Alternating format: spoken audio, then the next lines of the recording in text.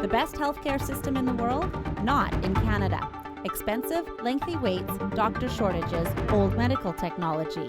A new report from the Fraser Institute puts Canada's healthcare system on the examining table on this edition of Fraser TV.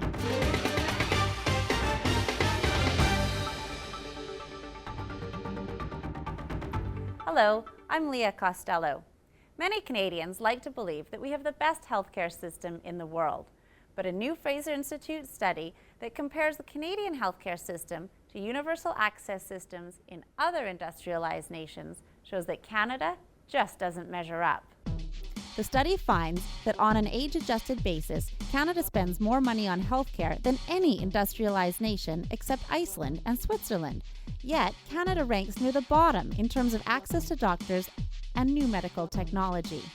For example, with only 2.3 doctors for every 1,000 patients, we're 23rd out of 28 countries. We were second back in the 1970s when public medical insurance was first implemented. It is incredibly difficult in Canada to find a family physician or a regular physician.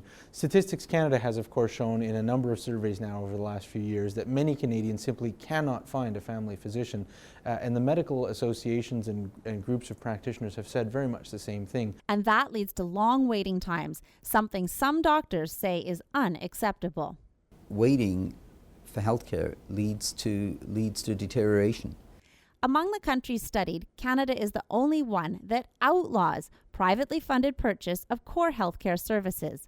Under our laws, only the government can provide healthcare insurance. The Canadian healthcare system, compared to other developed nations' universal access health insurance programs, is remarkably expensive. In fact, it's the developed world's second most expensive universal access health insurance program. And yet, for all of that money, Canadians receive relatively poor access to physicians and medical technologies. They receive some of the longest waiting lists in the developed world, and satisfactory but not great outcomes from healthcare.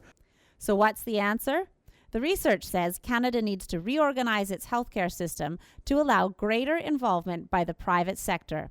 Not an American-style system, but a blend of public and private like those found in many European countries. When you look at the developed world's most successful universal access health insurance programs, and that's either those systems that are better than Canada's in terms of healthcare outcomes while spending less money than Canada does, or those 7 nations that have no waiting lists for access to the health insurance system, you find in every last one of those nations cost sharing for publicly funded services. Patients are responsible for some of the costs of the care they consume when they enter the healthcare system, so they're encouraged to make a more informed decision about when and where it's best to access the healthcare system.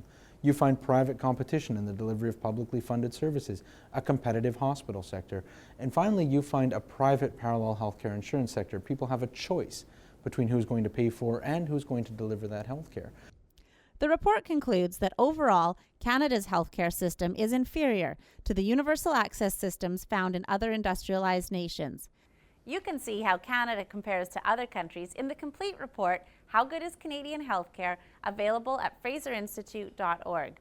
We've also been receiving a lot of positive feedback on our recent conversation with Dr. Brian Day, former head of the Canadian Medical Association, also available online at www.fraserinstitute.org/FraserTV.